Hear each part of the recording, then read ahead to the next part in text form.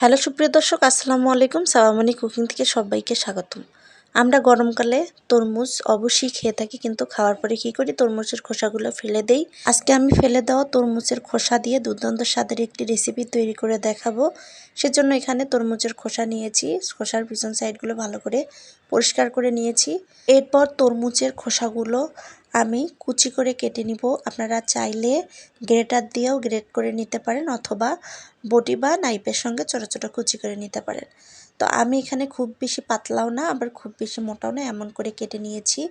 এরপর প্যান বসিয়ে দিয়েছি, চুলার মধ্যে দিয়ে দিব 3 টেবিল চামচ পরিমাণ তেল। তেলটা গরম হয়ে এলে এর মধ্যে দিয়ে দিব 3টা পেঁয়াজ কুচি করে নিয়েছি, আর 7 থেকে 8টা কাঁচামরিচ ফালি করে নিয়েছি, সেটা দিয়ে দিব। এবার চামচের সঙ্গে ভেজে নিব, কাঁচা ফ্লেভারটা চলে যাওয়া পর্যন্ত ভেজে নিতে হবে। পেঁয়াজটা একেবারে ব্রাউন কালার করা যাবে না, হালকা একটু ব্রাউন কালার হয়ে আসলে এর মধ্যে আমি গুঁড়া মশলা দিব। এর মধ্যে দিয়ে দিব 1/2 টেবিল চামচ পরিমাণ লাল মরিচের গুঁড়ো আর 1/2 টেবিল চামচ পরিমাণ হলুদের গুঁড়ো। এরপর দিয়ে দিব কেটে রাখা তরমুজের খোসা। তো চামচের সঙ্গে উল্টিয়ে পাল্টিয়ে দিব, আর দিয়ে দিব স্বাদ অনুযায়ী লবণ। চামচের সঙ্গে ভালো করে উল্টিয়ে পাল্টিয়ে দিচ্ছি। অবশ্যই বাসায় একবার হলো ট্রাই করে দেখবেন তরমুজের খোসা, আর কখনো ফেলে দিতে চাইবেন না।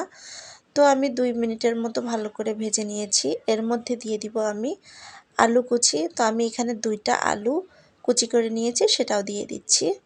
তো আলু কুচি আর তরমুজের খোসা কুচি ভালোভাবে চামচের সঙ্গে নেড়ে নিচ্ছি। এরপর আমি ঢাকনা দিয়ে ঢেকে রান্না করে নেব 3 থেকে 4 মিনিটের মতো, একদম মিডিয়াম লো আঁচে রেখে রান্না করে নিতে হবে।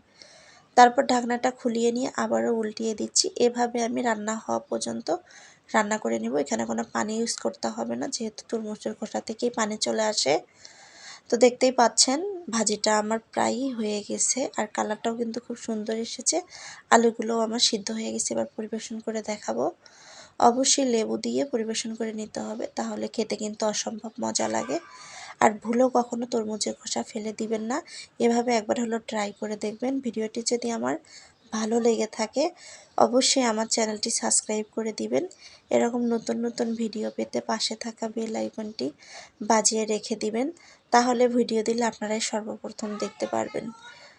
তো সে পর্যন্ত সময় ভালো থাকবেন, সুস্থ থাকবেন। আল্লাহ হাফেজ।